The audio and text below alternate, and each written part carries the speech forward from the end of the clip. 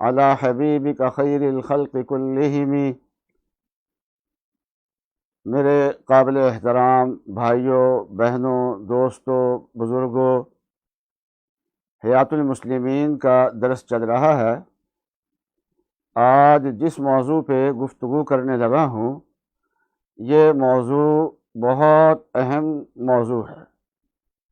یہ ارادہ کر کے بیٹھیں کہ اسی مجلس کے اندر ہم عمل شروع کر کے یہاں سے اٹھیں گے، اور آج کے درس کا مخاطب سب سے پہلے میں اپنے آپ کو بناتا ہوں، اور میں خود اس درس کا محتاج ہوں۔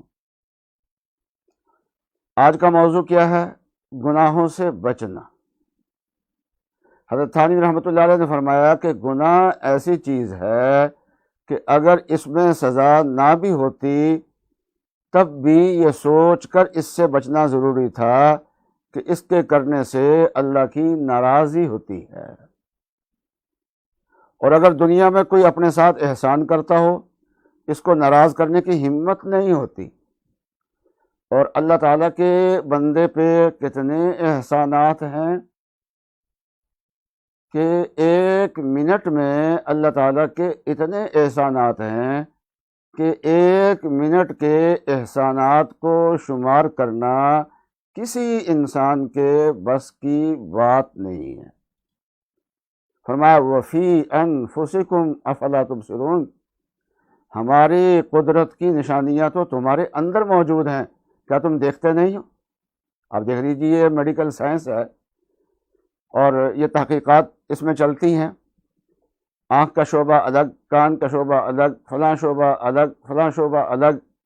پھر یہ کلینیکل لیبارٹری ہے، اس میں خون کے ٹیسٹ ہیں، پھر اس میں شعبے ہیں، تحقیقات ہیں، اور پھر جتنی بھی اب تک تحقیقات ہو چکی ہیں، جتنے اربوں خربوں بجٹ خرچ ہو چکے ہیں، ان تحقیقات کے آخر میں یہ ہوتا ہے کہ یہ جو تحقیق ہے یہ حرف آخر نہیں، اس سے آگے مزید تحقیق کی گنجائش باقی ہے۔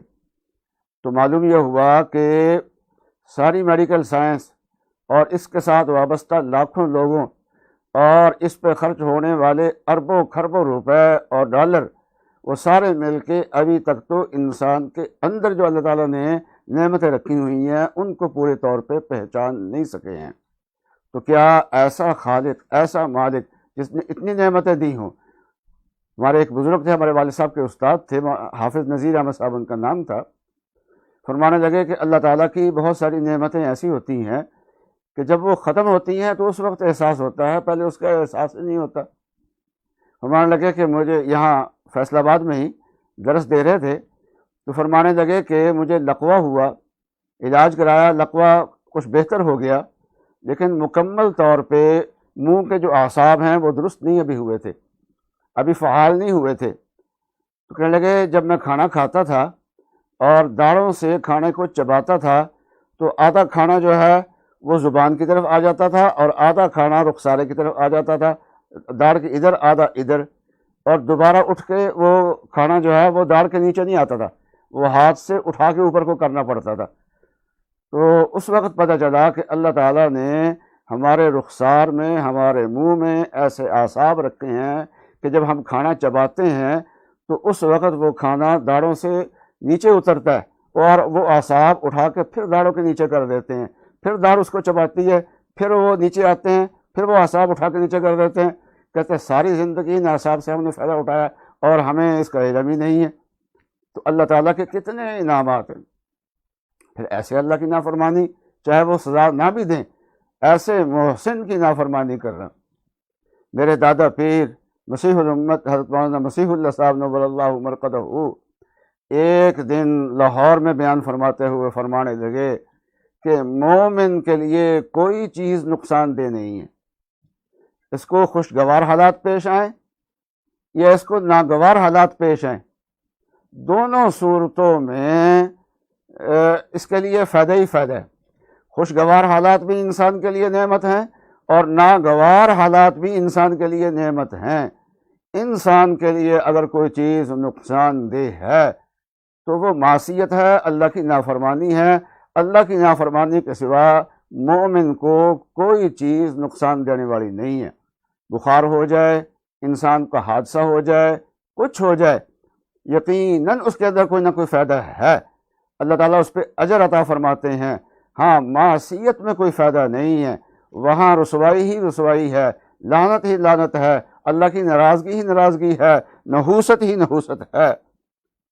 گناہ کی نحوست کیا ہوتی ہے؟ فرمایا کہ ایک نحوست یہ ہوتی ہے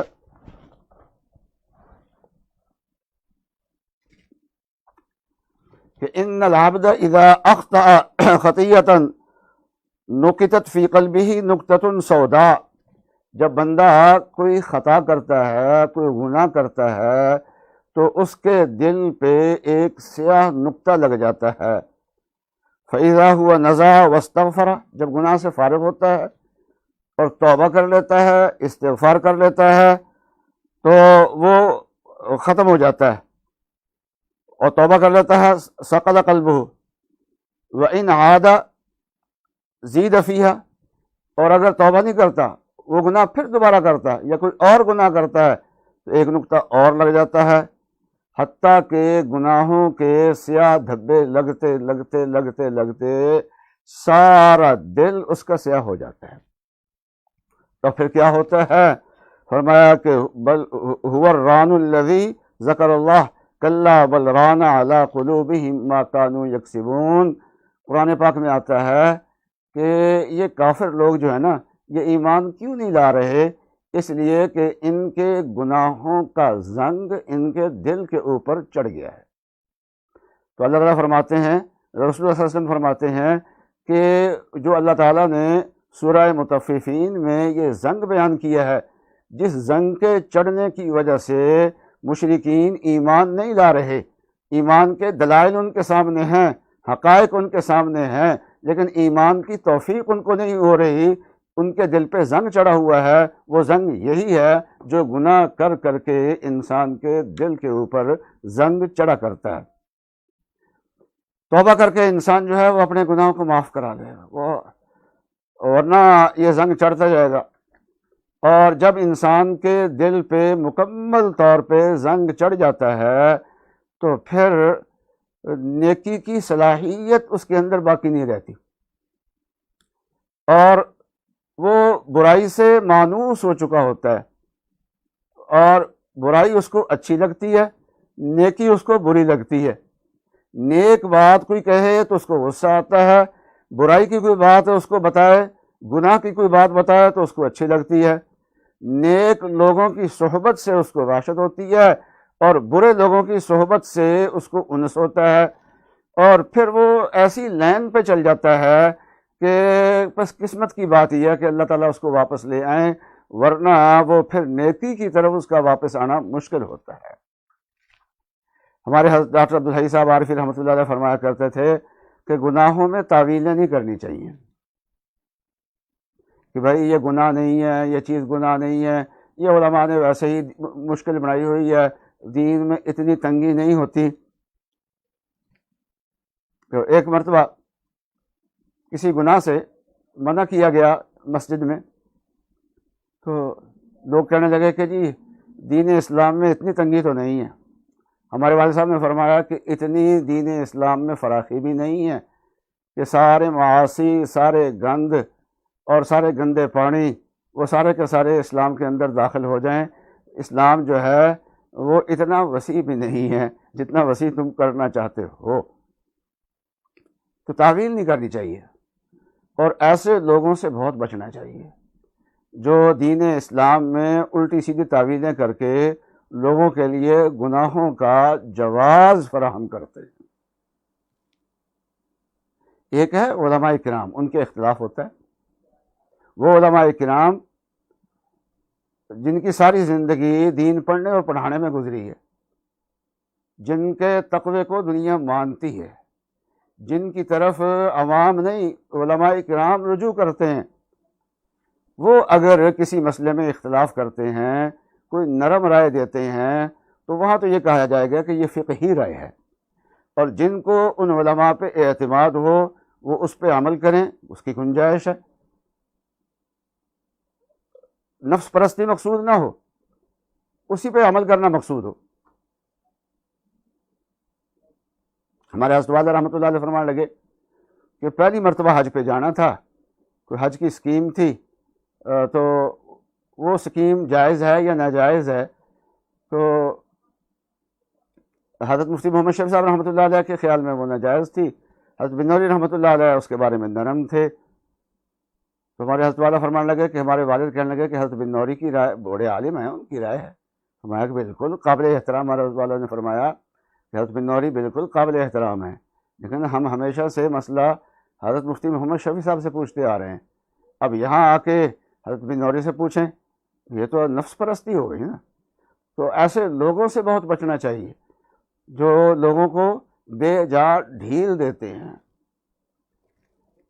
اللہ اکبر، یہ دل کی بیماری، گناہ ایک ہوتا ہے تو ایک نقطہ دل پہ لگتا ہے، پھر اور گناہ ہوتا ہے اور نقطہ لگتا ہے۔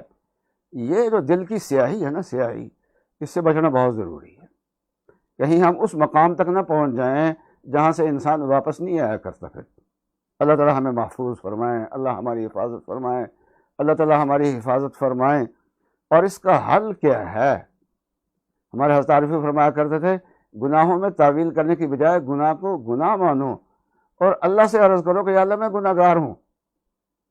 اولاً تو ہمت کر کے ہمیں توبہ کرنی چاہیے، اور گناہ میں جو فائدہ نظر آتا ہے وہ وہمی ہوتا ہے، اور گناہ چھوڑنے سے جو نقصان نظر آتا ہے وہ وہمی ہوتا ہے۔ لیکن اس کے باوجود اگر ہمیں گناہ چھوڑنے میں اپنا کوئی معاشی نقصان نظر آتا ہے تو تجربہ کار علماء سے مشورہ کر لو۔ علماء اکرام انشاءاللہ وہ آپ سے زیادہ خیر خواہ ہوں گے آپ کے انشاءاللہ، تو ان سے مشورہ کر لو۔ تو ہمت انسان کو کرنی چاہیے، لیکن پھر بھی گناہ نہیں چھوٹتے، ہمت نہیں ہو پا رہی، توبہ بھی کرنے کی ہمت نہیں ہو رہی، تو اللہ تعالیٰ سے معافی مانگے کہ یا اللہ جو گناہ ہو گئے ہیں معاف فرما دیں، یا اللہ میں کمزور ہوں، گناہ گار ہوں، اور مجھے ہمت عطا فرمائیے، میں توبہ کر لوں۔ تو اپنا کم ہمت ہونا اللہ کے سامنے عرض کرے، اللہ تعالیٰ سے ہمت مانگے، بجائے اس کے کہ اس میں تعویلیں کرے، نہ خود تعویلیں کرے اور نہ تعویلیں کرنے والوں کی باتوں کو سنے، بلکہ اللہ تعالیٰ سے تعلق درست کرے، ہر روز یومیہ بیٹھے اور اس میں اللہ تعالیٰ سے اپنی حاجات بھی مانگے اور اس کے ساتھ ساتھ اپنے گناہوں سے توبہ بھی کرے۔ یہ روزانہ کا معمول بنا لے، پھر دیکھیے کتنی جلدی اصلاح ہوتی ہے۔ دو کام ہیں، ایک توبہ کا معمول یومیہ، اور دوسرا اللہ والوں کی صحبت۔ اور اللہ والوں کی صحبت ہر روز میسر نہ ہو تو ایسی کتابوں کا مطالعہ جس میں اللہ والوں کے حالات ہوں، ان کے مواعظ ہوں، ان کے ملفوظات ہوں، وہ رکھے انسان۔ یہ جیسے آدمی جو ہے نا، دوائی کا، میڈیسن کا آدمی اہتمام کرتا ہے، مصروف سے مصروف بھی ہو، لیکن بلڈ پریشر کی، دل کی، کولیسٹرول کی جو میڈیسن ہے ان کے لینے میں سستی نہیں کرتا ہے۔ تو ٹھیک ہے، مصروفیات اپنی جگہ پہ ہیں، لیکن معاملہ جو ہے وہ صحت کا ہے، تو صحت ہوگی تو یہ مصروفیات چلیں گی۔ تو ایسے ہی یہ ہماری یہ گناہ جو ہے، گناہوں سے بچنا، یہ ہماری صحت کا مسئلہ ہے، یہ ہماری آخرت کا مسئلہ ہے، یہ ہمارے رب کے ساتھ اپنے تعلق کا مسئلہ ہے۔ اس لیے اس میں کتنا بھی انسان مصروف ہو، اس میں سستی نہ کرے، کبھی بھی سستی نہ کرے۔ یومیہ توبہ کے بغیر جو ہے وہ آدمی کبھی بھی نہ رہے۔ توبہ کرنا جو ہے اس کا معمول بنا لے، اللہ کے سامنے روئے، گناہ اول تو گناہ چھوڑے، روئے، توبہ کی نیت سے روئے، اور اگر توبہ نہیں ہوتی تو پھر بھی اللہ کے سامنے روئے کہ یا اللہ مجھ سے توبہ نہیں ہو رہی، تو اس نیت سے روئے۔ حضرت معاذ رضی اللہ تعالیٰ عنہ کی حدیث ہے، رسول اللہ صلی اللہ علیہ وسلم نے فرمایا، ایاک والمعصیہ فإن بالمعصیۃ حل سخط اللہ، کہ اللہ تعالیٰ کی نافرمانی سے بچنا، اس لیے کہ اللہ تعالیٰ کی نافرمانی سے اللہ کی ناراضگی اترتی ہے، اور جس آدمی سے مولا ناراض ہو، اللہ ناراض ہو، ہمارا خالق ناراض ہو، ہمارا رزق دینے والا ناراض ہو، ہمیں صحت دینے والا ناراض ہو، ہمارے کام بنانے والا ہم سے ناراض ہو، تو پھر ہماری زندگی کس قابل زندگی ہے؟ رسول اللہ صلی اللہ علیہ وسلم کا ارشاد ہے، الا ادلکم علی دائکم و دوائکم، کیا میں تمہیں تمہاری بیماری اور تمہاری دوا نہ بتا دوں؟ فرمایا کہ الا ان داءکم الذنوب، تمہاری بیماری جو ہے وہ گناہ ہے، وہ دواؤکم الاستغفار، اور تمہاری دوا جو ہے وہ کیا ہے؟ وہ استغفار ہے، استغفار کرو۔ تمہاری دوا جو ہے وہ استغفار ہے۔ ابھی یہی بات میں نے ابھی عرض کی ہے آپ کے سامنے، اور ایک حدیث میں ہے کہ دلوں کو زنگ لگ جاتا ہے اور اس کو زنگ کو صاف کرنے کا ذریعہ استغفار ہے۔ اب چند احادیث آپ کے سامنے پیش کرتا ہوں کہ رسول اللہ صلی اللہ علیہ وسلم نے چند گناہوں کی دنیاوی نحوستیں بیان فرمائی ہیں۔ اللہ تعالیٰ ہمیں ہماری حفاظت فرمائے، اور مجھے یاد رہے تو میں انشاءاللہ آخر میں 2 کتابوں کا حوالہ دوں گا۔ میرے سامنے 1-2 حضرات بیٹھے ہوئے ہیں، میں ان سے بھی کہتا ہوں کہ اگر میں آخر میں بھول رہا ہوں تو مجھے یاد دلا دینا کہ 2 کتابوں کا آج میں نے حوالہ بھی آپ کو دینا ہے انشاءاللہ۔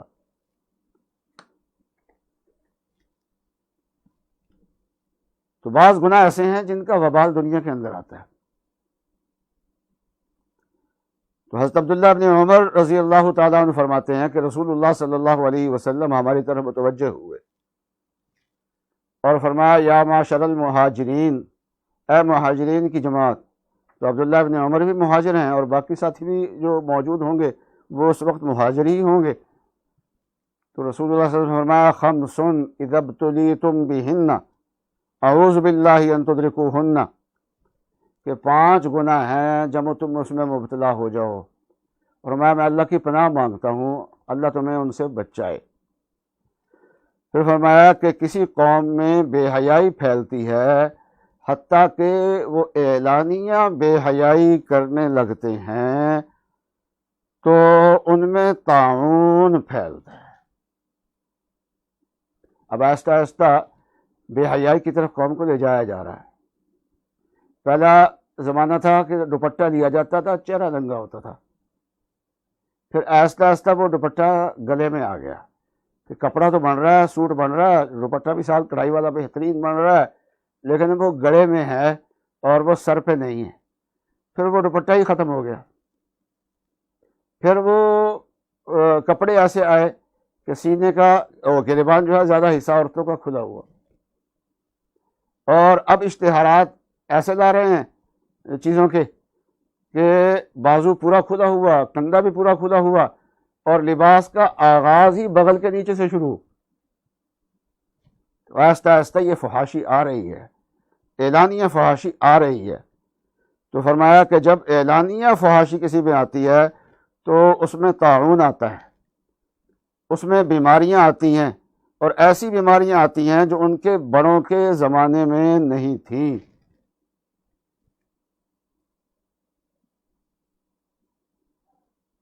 پہلے ہمارے دنیا میں ایک بیماری آئی تھی ایڈز، اس کا حل میڈیکل سائنس نے نکالا تو اور بیماریاں آ گئیں، کتنی بیماریاں آئی ہیں جو بخار آئے ہیں وبائی، اور اب جو بیماری آئی ہے تو ترقی یافتہ دنیا کے پاس بھی اس کا علاج نہیں ہے، اور یہ اللہ اپنی قدرت دکھاتے ہیں کہ بڑا میں ہوں، اللہ اکبر۔ یہ تو ہم زبان سے کہتے ہیں نا، ایک اللہ بھی اپنی کبریائی کا بھی دکھاتے ہیں، اور گھٹنے بھی زیادہ زمین سے انہی کے لگے ہیں زیادہ، وجہ چھوٹے، اور جتنا غریب ملک ہے اتنا ہی ان کا نقصان کم ہے، اور جتنا ترقی یافتہ ملک ہے اتنا ہی ان کا نقصان زیادہ ہوا ہے۔ اور فرمایا کہ جو قوم ناپ تول میں کمی کرتی ہے تو ان کو قحط آتا ہے ان پہ، اور یہ جو ملاوٹ ہوتی ہے یہ بھی ناپ تول میں کمی ہوتی ہے، اور اگر 2 نمبر چیز تیار کی ہے یہ تو بالکل دھوکہ ہے، کیونکہ ملاوٹ میں تو ہوتا ہے نا، آدھی چیز ملا دی اور آدھی کوئی اور چیز ہے، دودھ میں آدھا دودھ آدھا پانی، چلو آدھا دودھ تو ہے نا،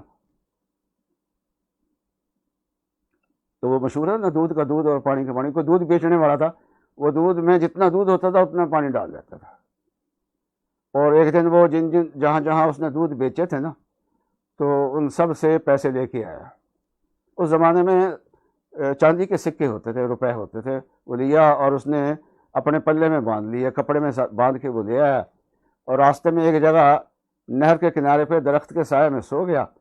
بندر وہاں زیادہ رہتے تھے. وہ ایک بندر آیا اور وہ تھیلی اٹھا کے لے گیا، اور درخت کے اوپر چڑھ کے اس نے تھیلی کھولی. تو بندر میں شرارت کا مادہ ہوتا ہے. اس نے شرارت یہ کی کہ وہ روپے پکڑے، ایک روپیہ اس کی طرف پھینک دیتا تھا، دوسرا اٹھا کے نہر میں پھینک دیتا تھا. تو ایک ادھر اور ایک ادھر، ایک ادھر اور ایک ادھر، آدھے روپے اس کو بچ گئے اور آدھے نہر میں چلے گئے. تو یہ دودھ بیچنے والا کیا کہتا ہے کہ آج دودھ کا دودھ اور پانی کا پانی ہو گیا. آدھا دودھ ہوتا تھا تو آدھے پیسے بچ گئے، اور آدھا پانی ہوتا تھا وہ پانی پہ چلے گئے پیسے کے سارے. تو آج دودھ کا دودھ اور پانی کا پانی ہو گیا. اور فرمایا کہ جو قوم جو ہے ناپ تول میں کمی کرتی ہے تو ان پہ قحط آتا ہے، بادشاہوں کے ظلم آتے ہیں. جو قوم زکوٰۃ روکتی ہے آسمان سے بارش ان کی رک جاتی ہے. اور جو قوم اللہ کے عہد کو توڑتی ہے اللہ تعالیٰ باہر سے دشمن ان کے اوپر مسلط فرما دیتے ہیں. اور جب حکومتیں اللہ کے احکام کو نافذ نہیں کرتی تو پھر آپس میں ان کی لڑائیاں ہوتی ہیں. اور اس طریقے سے فرمایا کہ ایک دن رسول اللہ صلی اللہ علیہ وسلم نے فرمایا کہ ایک زمانہ ایسا بھی آنے والا ہے کہ دنیا ایک دوسرے کو دعوت دے گی مسلمانوں کے خلاف. جیسے کھانے پہ ایک دوسرے کو دعوت دی جاتی ہے، کھانا تیار ہو اور ٹیبل پہ لگا ہوا ہو تو ایک دوسرے کو دعوت دیتے ہیں، آئیے آئیے کھانا تیار ہے. جیسے ہماری شادیوں میں ہوتا ہے، کھانا جب تیار ہو جاتا ہے تو پھر آواز لگا دیتے ہیں. جو جیسے کھانے کے لیے آواز لگتی ہے تو دنیا مسلمانوں پہ حملہ کرنے کے لیے ایک دوسرے کو آواز دے گی کہ مسلمانوں کو آؤ مارے. تو ایک آدمی نے کہا وَمِن قِلَّةٍ نَحْنُ يَوْمَئِذٍ، اس وقت ہم تھوڑے ہوں گے یا رسول اللہ، ہماری تعداد کم ہوگی. تو رسول نے فرمایا نہیں، بل انتم یومئذ کثیر، تم اس دن زیادہ ہوگے. وَلَٰكِنَّكُمْ غُثَاء كَغُثَاءِ السَّيْلِ، تم اس وقت تنکے ہوگے جیسے سیلاب کے تنکے ہوتے ہیں. تو اس علاقے کے اوپر ایسے بہے جا رہے ہوتے ہیں، ان کا اپنا کوئی ارادہ، اپنا کوئی وجود نہیں ہوتا. تم تنکوں کی طرح ہو جاؤ گے، اور اللہ تعالیٰ تمہارے دشمن سے تمہارا روب نکال دیں گے، دشمن کے سینے سے، اور تمہارے اندر ان کا روب آ جائے گا. تو صحابہ کہتے ہیں ہم نے عرض کیا رسول اللہ، ایک آدمی نے کہا یا رسول اللہ ومل وہن، یہ اتنی بڑی تعداد میں مسلمان ہوں گے تو کمزوری کیا پھر؟ تو رسول اللہ صلی اللہ علیہ وسلم نے فرمایا حب الدنیا وکراہیت الموت، دنیا کی محبت اور موت سے نفرت. ہر آدمی مرنا نہیں چاہے گا، جینا چاہے گا. جب فارس کی جنگ کے لیے صحابہ گئے نا تو جو سپہ سالار تھے انہوں نے ان کو پیغام بھیجا کہ ہمارے خلاف اگر آپ نے جنگ کا فیصلہ کرنا ہے تو اس سے پہلے آپ یہ سوچ لیں کہ ہم میں سے ہر آدمی موت سے اتنی محبت کرتا ہے جتنی محبت تم شراب سے کرتے ہو، بلکہ اس سے بھی زیادہ کرتا ہے. اور دوسرا یہ ہے کہ ہم میں سے ہر آدمی یہ چاہتا ہے کہ اپنے ساتھی سے پہلے میں مروں اور جنت میں جاؤں. تو ہم موت کو اتنا پسند کرتے ہیں. تو ایسے لوگوں سے لڑنا ہو تو سوچ کے تیار ہو جاؤ پھر لڑنے کے لیے. اگر ہمارا مزاج پہلے سن لو، ہم کیسے لوگ ہیں. آج ہمارا وہ حال نہیں ہے.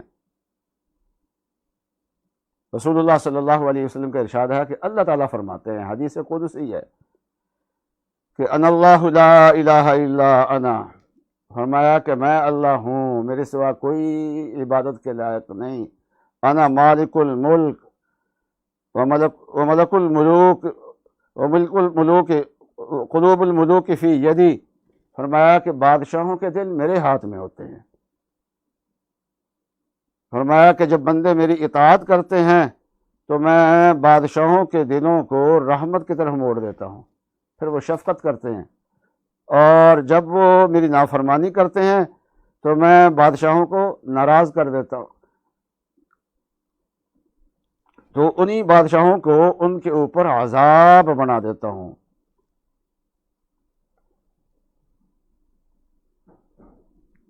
اور ایک عجیب و غریب لوگ بہت سارے گناہ ہم دوسروں کو خوش کرنے کے لیے کر دیتے ہیں، تو رسول اللہ صلی اللہ علیہ وسلم نے فرمایا جو آدمی اللہ کو ناراض کرتا ہے لوگوں کو خوش کرنے کے لیے، تو اس کی تعریف کرنے والے اس کی مذمت کرنے والے بن جاتے ہیں۔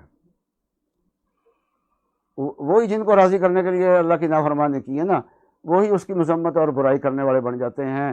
اس لیے اللہ تعالیٰ کو کبھی بھی ناراض نہیں کرنا چاہیے، بڑے بڑے گناہوں سے بچنا چاہیے۔ میں اس وقت دو کتابوں کا حوالہ دینا چاہتا ہوں۔ ایک یہ ہے کہ ہمارے سامنے گناہوں کا انجام نہیں ہوتا، انجام نہ ہونے کی وجہ سے ہم لوگ جو ہیں وہ ڈھیلے ہو جاتے ہیں، سمجھتے ہیں کہ وہ آخرت میں جا کے اس کا پکڑ ہوگی نا، وہ آخرت تو بہت دور پڑی ہوئی ہے۔ نہیں، گناہوں کے اثرات دنیا سے شروع ہوتے ہیں، یہیں سے شروع ہو جاتے ہیں، گناہوں کے اثرات یہیں سے شروع ہو جاتے ہیں۔ اس لیے تو حضرت تھانوی رحمۃ اللہ علیہ نے اس موضوع پہ کتاب لکھی ہے جزاء الاعمال۔ حضرت مولانا الیاس صاحب رحمۃ اللہ علیہ انہوں نے حضرت شیخ سے فضائل کی کتابیں لکھوائی ہیں، فضائل اعمال کی کتابیں ان سے لکھوائی ہیں، تو اس لیے کہ جماعت میں یہ کتابیں چلیں۔ ایک تو حضرت کا ترغیب ان کتابوں کی تھی، اور اس کے ساتھ دوسری ترغیب دیتے تھے حضرت تھانوی رحمۃ اللہ علیہ کے اس رسالے کی جزاء الاعمال کی۔ یہ رسالہ جو ہے چھوٹا سا رسالہ ہے، جزاء الاعمال، مل جاتا ہے، بہت سارے لوگ چھاپتے ہیں، اور حضرت کی چند اہم چھوٹے چھوٹے رسالے جو ہے وہ 10 رسالے ایک جلد کے اندر جمع کیے ہوئے ہیں، اور ان کا نام ہے اصلاحی نصاب، وہ بھی مل جاتا ہے۔ ایک تو یہ رسالہ گھر میں پڑھیں، خود پڑھیں، تو گناہوں کے چھوٹنے میں انشاءاللہ مدد ملے گی۔ ایک موضوع کو حضرت مفتی محمد شفیع صاحب رحمۃ اللہ علیہ نے، مفتی اعظم پاکستان حضرت مفتی محمد شفیع صاحب رحمۃ اللہ علیہ نے چھیڑا ہے، اور وہ بہت اہم ہے۔ وہ یہ ہے کہ ہماری زندگی میں بہت سارے گناہ ایسے ہیں جن کا کوئی دنیا میں فائدہ ہی نہیں ہے۔ ویسے تو کسی گناہ کا کوئی فائدہ نہیں ہے، اگر کوئی فائدہ ہے تو وہمی فائدہ ہے، لیکن پھر بھی جو رشوت لیتا ہے تو وقتی طور پہ پیسے تو ہاتھ آتے ہیں نا، سود لیتا ہے، گناہ تو کرتا ہے لیکن پیسے تو ہاتھ آتے ہیں، لیکن یہ آنے والے پیسے اس وبال کے مقابلے میں کچھ نہیں ہے، لیکن کوئی چیز تو ہاتھ آئی نا۔ لیکن بہت سارے گناہ ایسے ہیں جن کا قطعاً کوئی فائدہ نہیں ہے، اور ہم کیے جا رہے ہیں، صرف لاپرواہی کی وجہ سے وہ گناہ ہو رہے ہیں۔ اگر وہ چھوٹ جائیں تو ہماری زندگی کا کوئی نقصان نہیں ہے، نہ کوئی مال کا نقصان ہے، نہ کوئی جان کا نقصان ہے، نہ ہمارے گھر کا کوئی نقصان ہے، کوئی بھی نقصان نہیں ہے۔ اور وہ ایک گناہ نہیں ہے، 2 گناہ نہیں ہے، 20 گناہ ہیں ایسے۔ تو اس قسم کے گناہوں کو حضرت نے جمع فرمایا ہے، اور ایک رسالے میں جمع فرمایا ہے، اور اس رسالے کا نام ہے گناہ بے لذت۔ اس کا مطالعہ جو ہے وہ بہت مفید ہے، اور اگر یہ 2 کتابیں، گناہوں کو چھوڑنا یومیہ سینکڑوں رکعات نفل پڑھنے سے بہتر ہے۔ میں یہ نہیں کہتا کہ نفل نہ پڑھیں، نفل کی بھی اپنی برکات ہے، اور ذکر و اذکار کی بھی اپنی برکات ہے۔ بس اوقات ذکر و اذکار کی برکت سے ہی توبہ کی توفیق ہو جاتی ہے، لیکن گناہوں سے بچنا، اس میں ہمت کرنے کی ضرورت پڑتی ہے۔ تو رسول نے فرمایا کہ کوئی نفلی نیکی جو ہے نا وہ گناہوں سے بچنے کے برابر نہیں ہو سکتی، اس لیے گناہوں سے بچنے کا بہت زیادہ اہتمام کرنا چاہیے۔ اس رمضان میں اگر ہم اپنے آپ کو اتنی تبدیل کر لیا کہ گناہوں سے بچ گئے، گناہوں سے بچنے کے لیے توبہ ہے، پچھلے گناہوں سے توبہ کرے، آئندہ کے لیے ارادہ کرے، تو توبہ میں اگر کسی کے ہاتھ پہ توبہ کر لی جائے، کسی اللہ والے کے ہاتھ پہ، جس کو ہم بیعت بھی کہہ دیتے ہیں، اس کے ہاتھ پہ اگر توبہ کر لی جائے تو سلسلے کی برکت سے اس توبہ پہ استقامت نصیب ہو جاتی ہے۔ دوسرا یہ ہے کہ توبہ پہ پکے رہنے کے لیے انسان کو کسی کی رہنمائی کی ضرورت ہوتی ہے، اور جس کے ہاتھ پہ توبہ کی ہے اسے رہنمائی لیں گے، اس کی رہنمائی سے پھر گناہ آسانی کے ساتھ جلدی چھوٹ جائیں گے۔ تو توبہ کرنا اور توبہ کی تکمیل کرنا، توبہ کی تکمیل کے لیے رہنمائی کی ضرورت ہوتی ہے۔ تو اللہ تعالیٰ مجھے اور آپ کو توفیق عطا فرمائے۔ وآخر دعوانا ان الحمد للہ رب العالمین۔